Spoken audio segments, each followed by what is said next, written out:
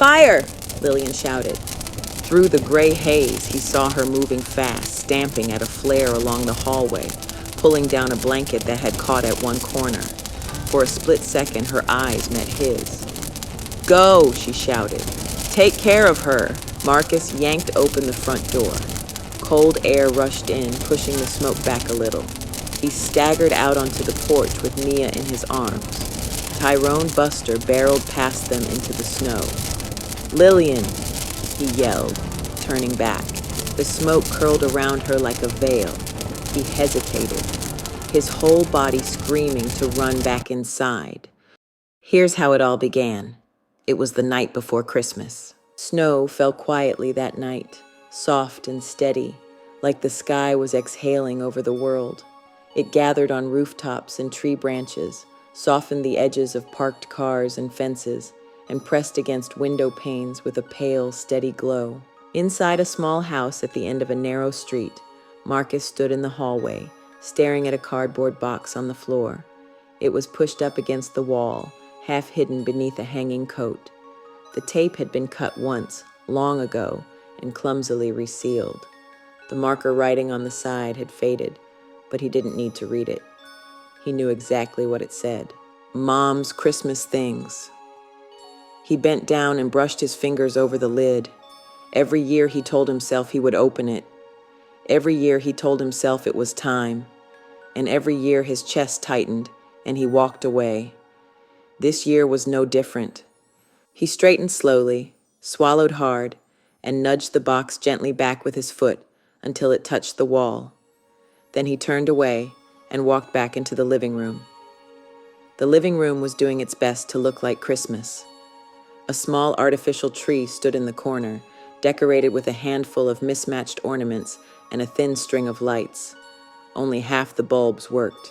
2 stockings hung above the fireplace. The third, his late wife's, was folded carefully in a drawer. On the rug, 8-year-old Mia sat cross-legged with their old dog, Tyrone Buster, who was lying on his side, patiently enduring her attempts to decorate him. She was hooking a bent silver tinsel garland gently around his neck. Tyrone Buster wagged his tail against the floor with every new addition. "How does he look, Daddy?" Mia asked without looking up. Marcus leaned on the doorway, watching them. "Festive," he said, very dignified. Tyrone Buster gave a single woof, as if agreeing. Mia smiled, but it faded quickly. Her eyes wandered to the thin tree and its patchy lights. "Do you remember when the tree used to touch the ceiling?" she asked. Marcus's throat tightened. "Yeah," he said quietly.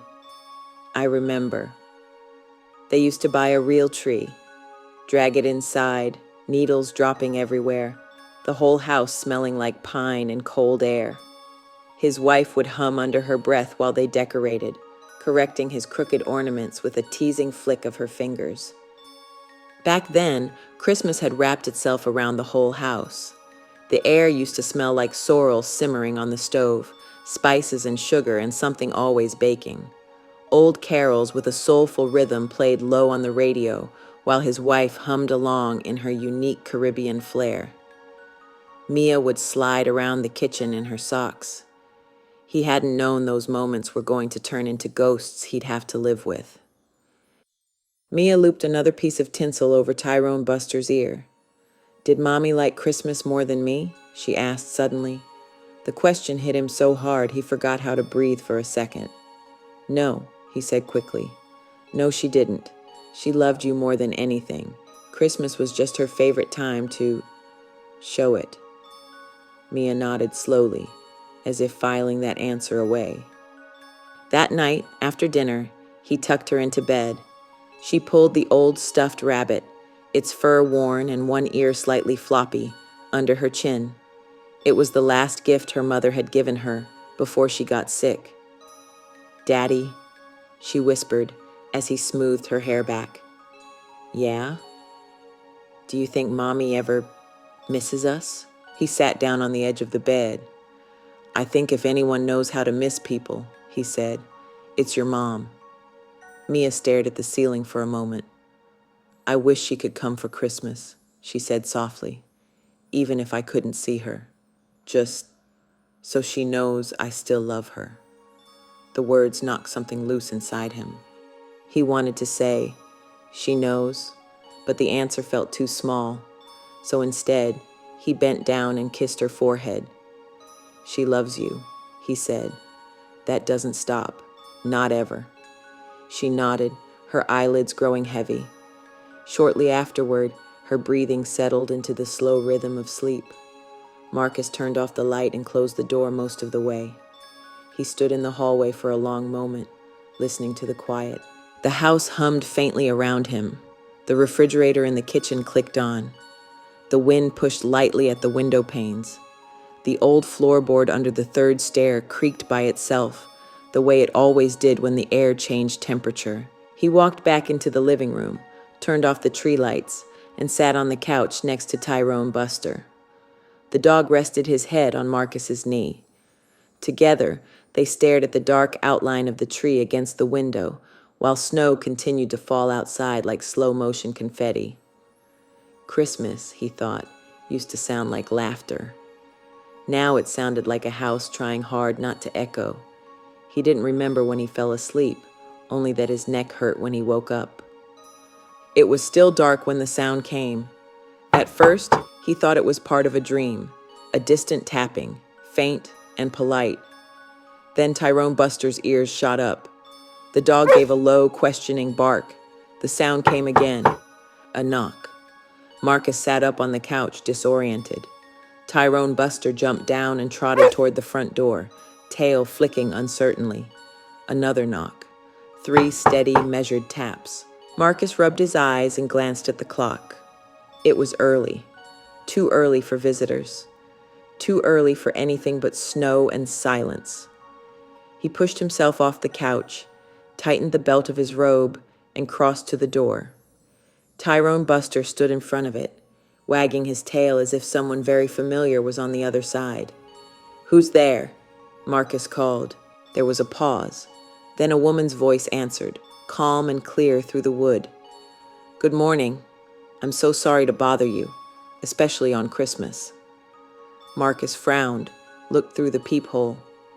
The glass was frosted around the edges, but he could make out a figure on the porch, someone wrapped in a coat, standing very still in the falling snow. He undid the chain and opened the door a few inches.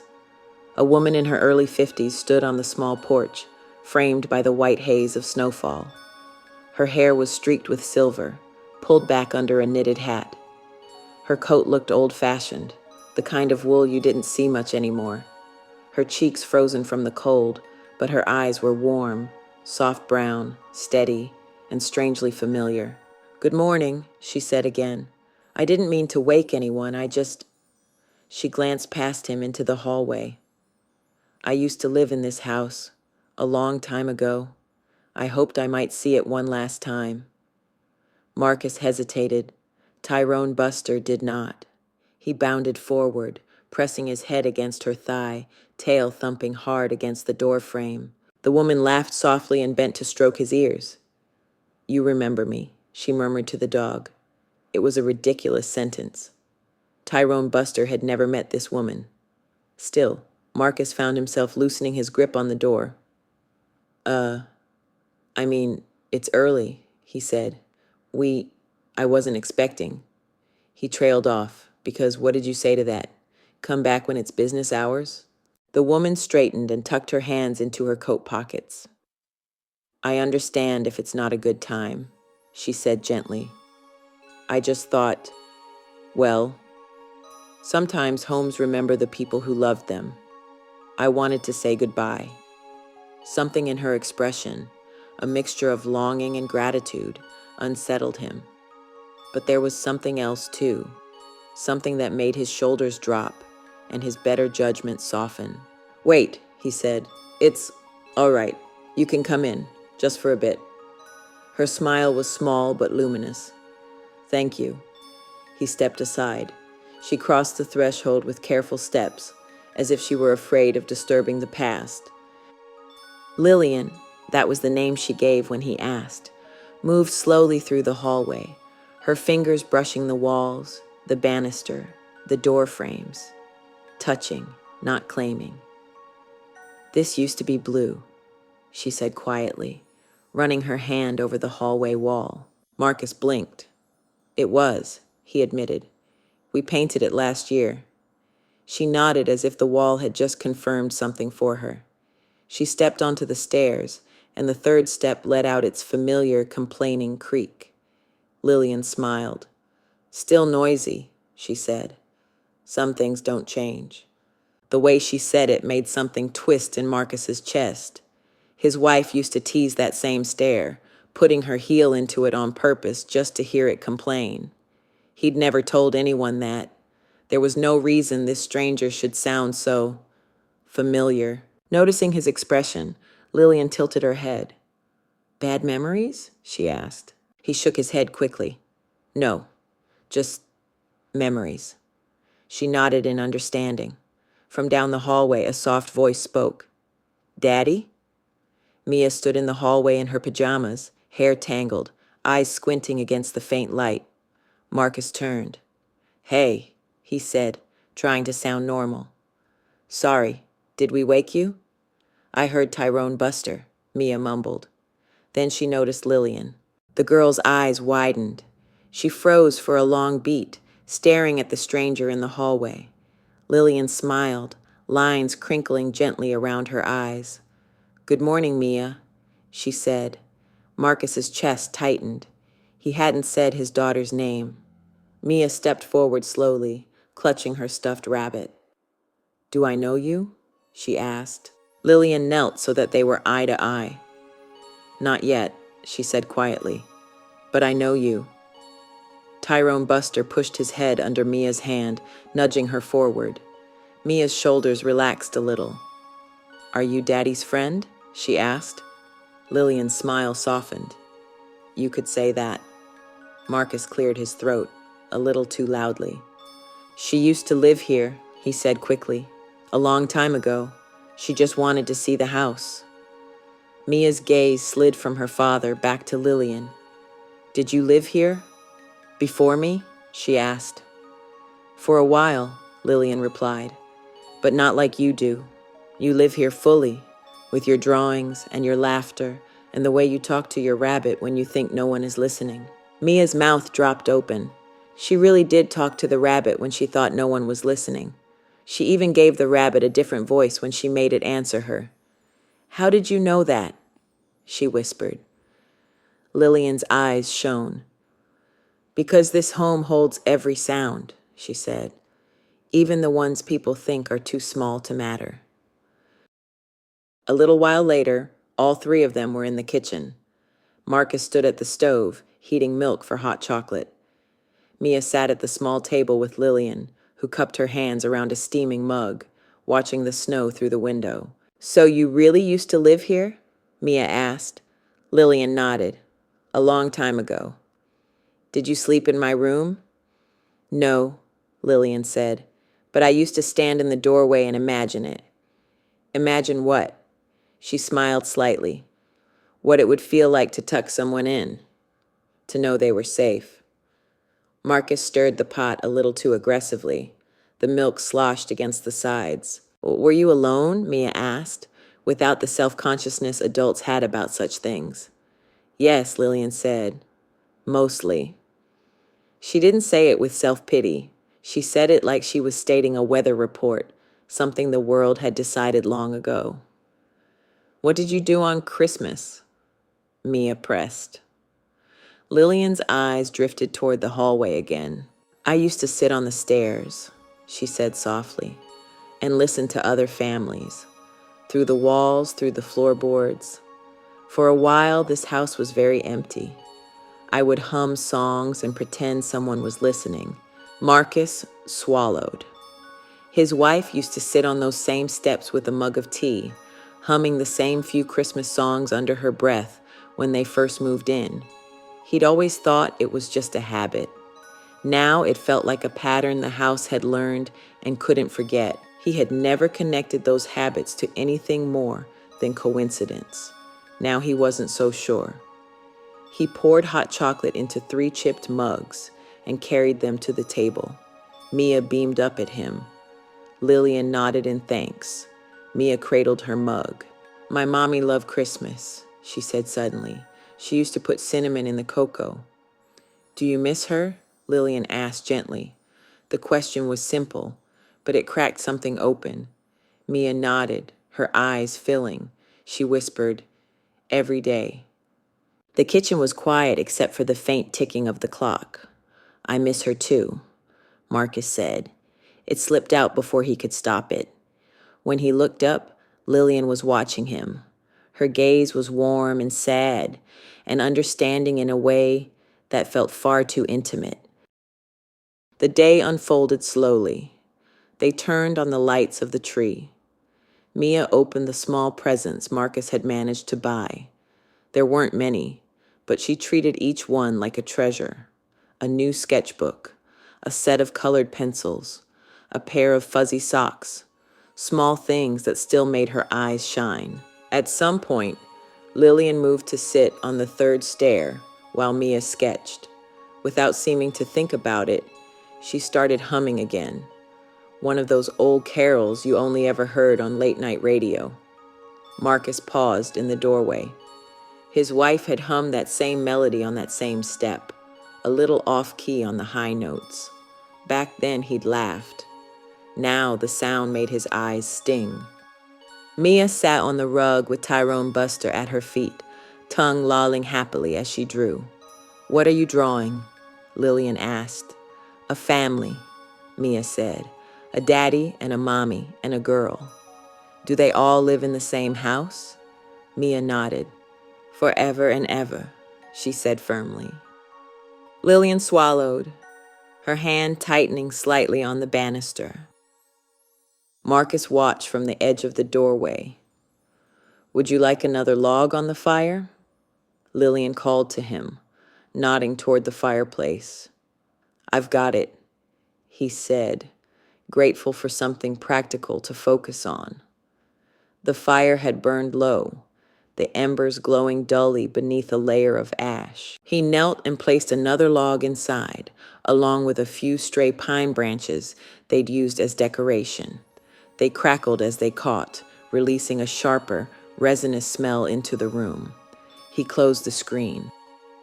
For a while, everything felt almost normal. They played a board game on the floor.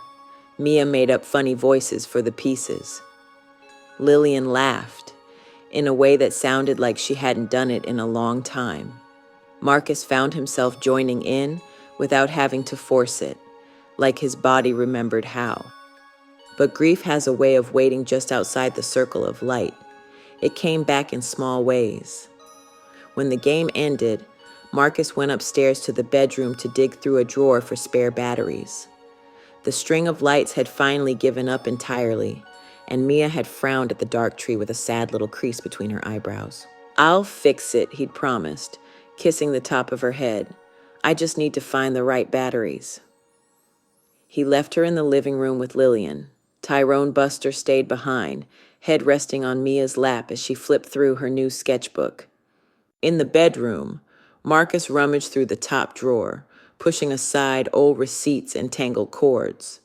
The house was quiet, except for the faint murmur of voices from the living room and the soft pop of the fireplace. He didn't know a small coal had rolled too close to the fireplace screen. He didn't know that pine needles had fallen onto the rug while he was arranging decorations upstairs. He didn't see the first wisp of smoke. Lillian did. She smelt it before she saw it.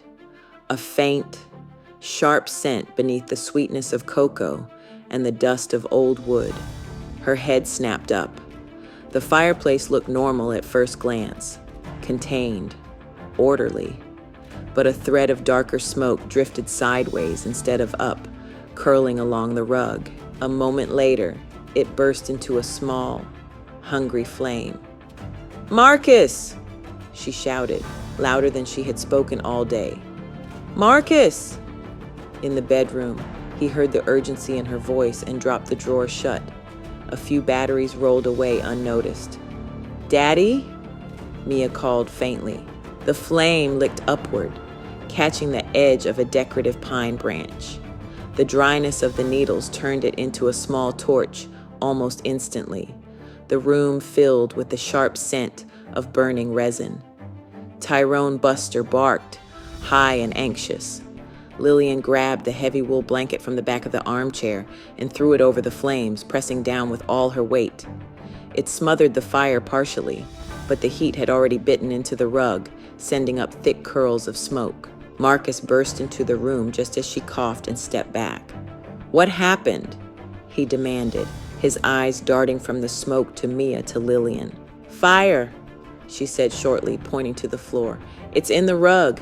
It's spreading under—" Even as she spoke, a glowing line of ember flared beneath the edge of the blanket and raced toward the hallway like a fuse. The old house, with its aging wires and dry wood, seemed to exhale heat. "Get Mia!" Lillian snapped. Instinct took over. Marcus threw his sleeve over his mouth and ran to Mia, who was frozen in place, staring wide-eyed at the smoke. "Up," he said hoarsely, scooping her into his arms. She clung to him, her sketchbook dropping to the floor. Tyrone Buster barked frantically. The ember line reached a strip of frayed carpet near the hallway and flared into a bigger tongue of flame along the baseboard. Lillian grabbed the coats from the hooks by the door, thrusting one at Marcus without slowing down. "Take her outside," she commanded. "Now!" "What about you?" he shouted. "I'll be right behind you." There was no time to argue. Smoke thickened, turning the air into something they had to fight to swallow. Marcus yanked open the front door. Cold air rushed in, pushing the smoke back a little. He staggered out onto the porch with Mia in his arms. Tyrone Buster barreled past them into the snow. "Lillian!" he yelled, turning back. Through the gray haze, he saw her moving fast, stamping at a flare along the hallway, pulling down a blanket that had caught at one corner. For a split second, her eyes met his. "Go!" she shouted. "Take care of her!" The smoke curled around her like a veil. He hesitated, his whole body screaming to run back inside. Strong arms seized him from behind. A neighbor from 2 houses down had seen the smoke and came running. He pulled Marcus down the steps. "Don't go back in there," the man barked. "I've called emergency. They're on their way." Mia coughed in his arms, burying her face against his chest. "Daddy, where's Lillian?"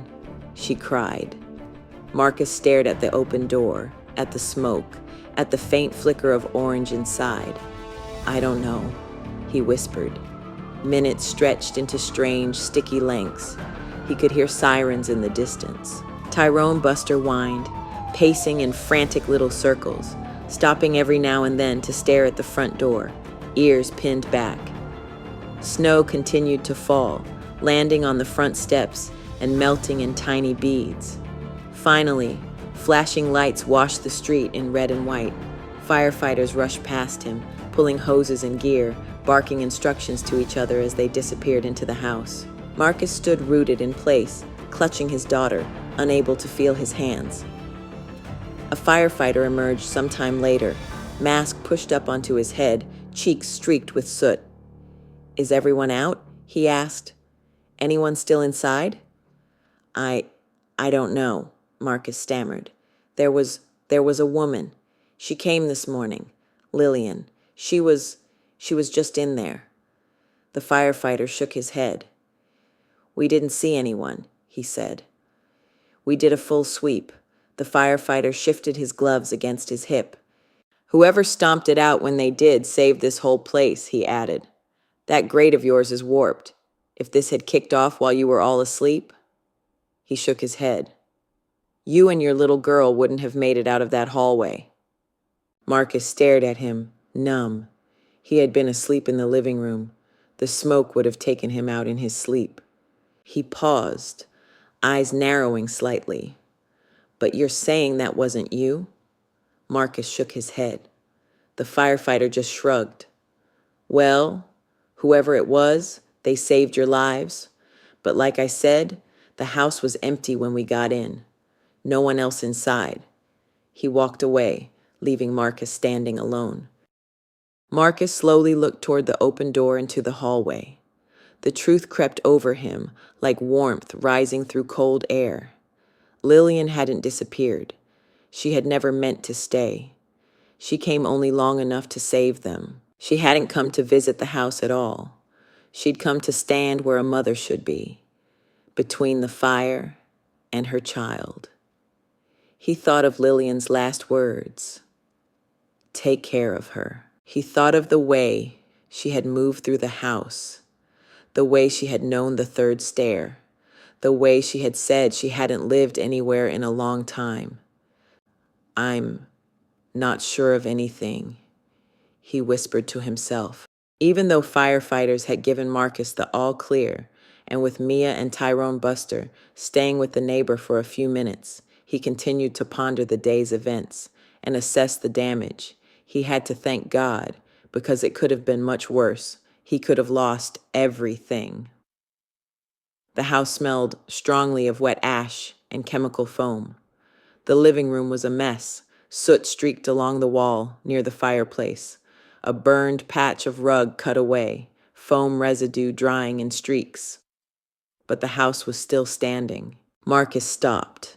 Something gleamed on the floorboards just beyond the edge of the blackened area. It was out of place, too delicate in the midst of burn marks and boot prints. He knelt down slowly, sitting there, untouched by soot or ash or foam, was a small silver locket. His fingers shook as he picked it up. He knew its shape before he even saw it clearly. The weight of it in his palm was like the echo of a touch he'd known for years.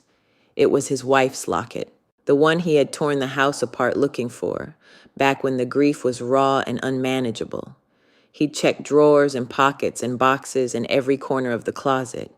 He had never found it. Until now. The delicate chain was intact. The metal was clean, not even dulled by smoke, as if the fire itself had never been allowed to touch it. He pressed it hard into his palm. Marcus swallowed, eyes burning for reasons that had nothing to do with smoke. It was then he knew he and Mia were going to be all right. Later, after the firefighters left and the house settled into its new version of quiet, Marcus sat with Mia on the couch. Tyrone Buster lay at their feet, head on his paws, finally calm again. The locket rested on the coffee table between them. Is that Mommy's? Mia asked, voice small. Yes, Marcus said. It is. He picked it up carefully and pressed the tiny clasp. It clicked open with a soft, familiar sound. On one side, under a protective film, was a tiny photo of him and his wife taken years ago, before Mia was born. They were standing out in the yard, laughing at something just outside the frame, sunlight in their hair. On the other side was a new piece of paper, a tiny scrap, folded neatly. His hands trembled as he unfolded it. The handwriting was unmistakable, graceful, slightly tilted to the right. He had seen it on grocery lists, on birthday cards, on notes taped to the fridge. He read it aloud because his voice needed to hear the words as much as his eyes did. For my Mia, wherever you are, I will always find my way back to you. Mom. Mia pressed her hands over her mouth. Tears spilled over her cheeks in a silent rush. Marcus couldn't speak for a moment. His chest felt too tight, full of everything he hadn't allowed himself to feel in 3 years. Guilt, love, anger at the unfairness of it all. Gratitude that someone had intervened when it mattered most. He pulled Mia into his arms. She clung to him, her small body shaking against his. Daddy, she whispered, voice muffled against his shirt. Do you think she was here? He rested his chin on her hair. I think, he said slowly, that sometimes love doesn't stay where we can see it, but it still fights for us. He didn't say the rest out loud, that sometimes love might borrow someone else's face, someone else's footsteps, just long enough to knock on a door and drag you away from the flames. Mia sniffed. Was Lillian? He didn't finish the sentence for her. He didn't need to. Snow tapped gently at the window. Tyrone Buster shifted, pressing closer to them, eyes half closed. The house, though smoky and scarred in places, felt warmer than it had in a very long time. That night, after Mia finally fell asleep clutching the locket in her small hand, Marcus stood alone in the hallway. The cardboard box labeled Mom's Christmas Things sat against the wall, just where he'd left it. This time, he bent down and pulled it closer. The tape peeled back more easily than he'd expected. He lifted the lid. Inside were tangled strings of lights, old ornaments wrapped in tissue, a candle that still faintly smelled of cinnamon, and a Christmas stocking with his wife's name stitched along the top. He lifted the stocking out gently, running his thumb over the letters. For the first time, instead of feeling like the weight of everything he'd lost, it felt like a thread tying him to what he still had. He carried the stocking into the living room and laid it beside Mia's. 3 stockings on the mantel again. Not the same, never the same, but not nothing. As he stepped back into the hallway, a single sound broke the quiet. The 3rd stair creaked, just once, just enough to be heard. Marcus closed his eyes. "Thank you," he whispered. He didn't know if he was speaking to Lillian, to his wife, to the house, or to something bigger than all 3. Maybe it didn't matter. In the hush that followed, the house no longer felt empty. It felt watched over, held. Outside, snow continued to fall, soft and steady, covering the marks of the day with a clean white blanket. Inside, a father, a daughter, and an old dog slept beneath a roof that had almost been lost, but wasn't. And somewhere, in a place beyond distance and time, a mother's love relaxed its grip, just enough to rest. Merry Christmas, story lovers! I hope you enjoyed this story. It's a story about hope, faith, and quiet understanding. Because while Christmas is a joyful time for many, it can also be a difficult season for others. For Marcus and Mia, a father and his young daughter, Christmas would never look the same again.